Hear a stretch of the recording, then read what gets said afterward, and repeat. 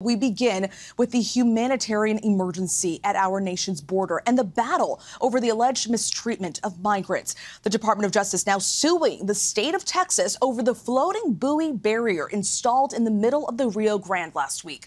The lawsuit comes after Texas Governor Abbott doubled down on his use of buoys to deter migrants and Texas's constitutional right of, quote, sovereign authority to protect its borders. Abbott bashing Biden, saying, Texas will see you in court, Mr. President, in a letter he sent to the Department of Justice. At the center of it all, migrants from the Americas and beyond coming to our southern border as sweltering summer temperatures surpass 100 degrees. We'll be joined by a Texas congressman who is trying to use bipartisan support to cut through the noise and hopes to simultaneously provide some reprieve for the migrants and our labor market, as Mireya Villarreal is standing by in the congressman's district in the border town of Eagle Pass, Texas, where she filed this report for us tonight. Tonight, the Department of Justice following through with their threat to sue the state of Texas for installing this 1,000-foot buoy barrier to deter migrants from crossing. The lawsuit claiming Texas flouted federal law when it did not seek authorization from the Army Corps of Engineers prior to installing the floating barrier and demanding it be removed from the Rio Grande River. Texas Governor Greg Abbott refusing to remove the barrier, arguing in a letter sent to President Biden this morning, the state has the constitutional right and sovereign interest in protecting its borders, writing, Texas will see you in court, Mr. President. We believe we have the right to do so, and we will take this lawsuit all the way to the United States Supreme Court. The White House responding to that letter moments before the lawsuit was filed. Instead of coming to the table and trying to figure out a way to work together, he continues to do this really cruel, unjust, inhumane ways of moving forward. Border crossings were already down more than 30% before the barrier was installed. And since Title 42 expired and the Biden administration put stricter restrictions in place, the red buoy blockade placed in a shallow area of the river where it's easier to cross, forcing migrants to navigate deeper waters and later crawl through razor wire. The issue coming to a head after an unnamed state trooper sent an email to a superior calling the buoys and wire nothing but an inhumane trap for migrants. And Mireya Villarreal joins us now. Mireya, you had some trouble finding that location to go live from because of this operation. Tell us what happened. Well, you know, Stephanie, we were looking for a live shot location. We actually have done several of our live shots from the park that you see behind me. It's called Shelby Park here in Eagle Pass. So we pulled up to the area and we were told we had to leave by Texas DPS troopers. They said that they have taken over much of the riverbank for this operation. And they said we couldn't be here because the park is now considered closed. We do know, however, that Mexico is also raising some red flags about the operation and this barrier, saying that Texas is right now in violation of several international treaties.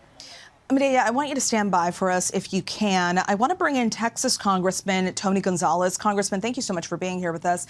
I know you're working on trying to get some immigration legislation passed, but before we get into that, in Mireya's report, we played a portion of the White House's response today to Governor Abbott. I want to play a little more of that sound from the press secretary for you. Go ahead and take a listen. The only person, the one person that is sowing chaos is Governor Abbott.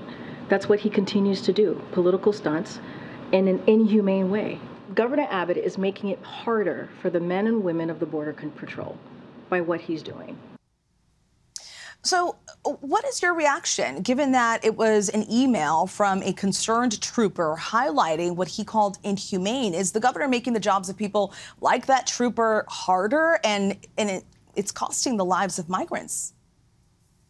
Thank you for having me, Stephanie. The life of agents is already pretty tough. I think America is tired of it's everybody's fault but their own, whether it's the White House blaming the states or whether it's the states blaming the White House. Round and round we go with no solutions. I represent 2/3 of the Texas-Mexico border, over 800 miles. This buoy is a 1/4 mile, so it's relatively small in comparison to the overall border, but it's the only thing we're talking about. And we're talking about that because no matter how much razor wire Governor Abbott puts out, he's not going to be able to secure the border because it's going to take President Biden enforcing the laws that are on the books and Congress updating those laws. So it really takes adults to sit down and come up with solutions. It's the reason why I introduced the HIRE Act. It has a dozen Republicans, half a dozen Democrats. It focuses on legal pathways through work visas. Right now, you're seeing a lot of politicians blaming everybody else, and they run this play over and over again. I don't have that luxury because I'm in a district where we're the ones that are at the forefront of this crisis. And you mentioned your district there. How dire is the situation for your constituents? It is dire, and it's really sad because it's predominantly Hispanic. Many people are first or second generation Americans. They're very compassionate towards those that are seeking, a better life for themselves. But it also is very chaotic. And because of the border crisis, many of the schools, thankfully we're in summer right now, but many of the schools have gone into lockdown. Uvalde is also in my district. Schools go into lockdown 3 or 4 times a week. There's a lot of chaos. There's a lot of outsiders that have come and visited. No one knew where Eagle Pass was a few years ago. Now everyone's there every week. So everyone's really tired and they just want it to go away. They just want some sense of normalcy. The other part of it, too, is going back to the compassion part of it. 9 out of 10 people seeking asylum aren't going to qualify for asylum because they are here for economic purposes. It's the reason why I've tried to focus on work visas. People that want to come over, live the American dream. We vet them. We know who they are, make sure they're not terrorists, make sure they're not smuggling things. And then we match them up with employers. Here in the United States, we have vacancies in every single job, in industry. This is an area that the president is missing an opportunity. Congress is missing an opportunity, but it's going to take political boldness in order to bring this country together. Now, you bring up the HIRE Act. Would these H-2 visas eventually lead to citizenship? I think it's a good start. I mean, basically what it does is instead of going through a river and making this dangerous trek, what if there was a legal route where you could come in the light and not be forced to be smuggled in a train or have to take this dangerous trek that so many are getting injured. And what it would also do is it alleviate some stress for employers here in the United States. Right now, if you're tired of waiting 30 minutes for a beer, this bill can help you. If you're tired of waiting 2 weeks to see a doctor because there's a lack of nurses in your clinic or hospital, this bill can help you. So it's one of those things where I think it starts to get us to walk down that route. The biggest issue, let's get Congress to work again. It has to be bipartisan. It can't be a Republican issue or a Democrat issue or it's the president's fault or it's the governor's fault. How about we just solve the problem by coming together in something sensible? And work visas, I think, is that sweet spot. Congressman, before I let you go, I want to bring back our Mireya Villarreal, who is in Eagle Pass, which is actually your district. Mireya, you have a question for the congressman? I do. Thank you so much for joining us. I do want to say that we've spoken to a number of residents that live here in Eagle Pass, business owners. They say that their backyard looks like a war zone, and they say that tactics like this make a mockery of their culture here, and they are asking for you to do something. What realistically can you do now, and how do you respond to those people?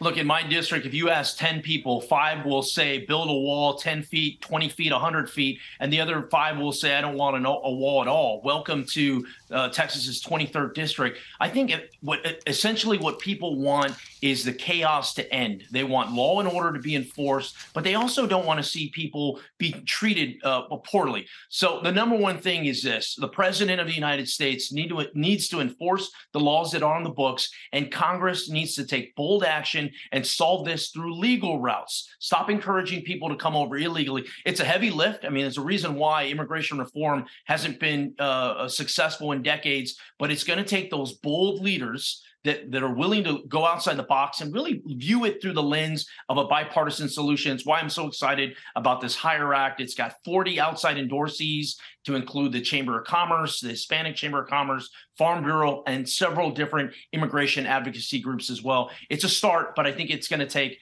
more solutions and less rhetoric.